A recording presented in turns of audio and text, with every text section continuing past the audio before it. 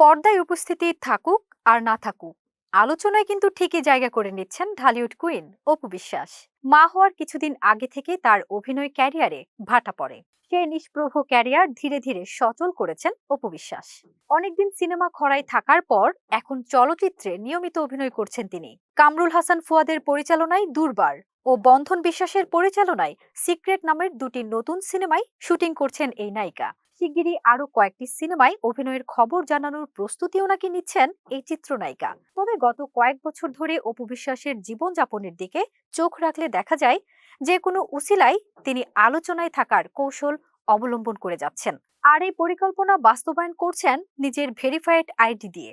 অপুর ঘনিষ্ঠ কয়েকজনের সঙ্গে কথা বলে জানা গেছে, ব্যক্তিগত ও অভিনয় জীবনের অন্যতম প্রতিদ্বন্দ্বী শবনম বুবলির প্রতি জেলাসি হয়েই নাকি তিনি নিজেকে বেশি বেশি ফোকাস করছেন।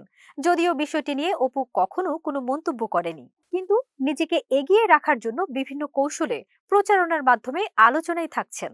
সেই কৌশলের অংশ হিসেবে নিজের ভেরিফাইড আইডিতে কয়েকটি নতুন লুকের ছবি প্রকাশ করেছেন তিনি।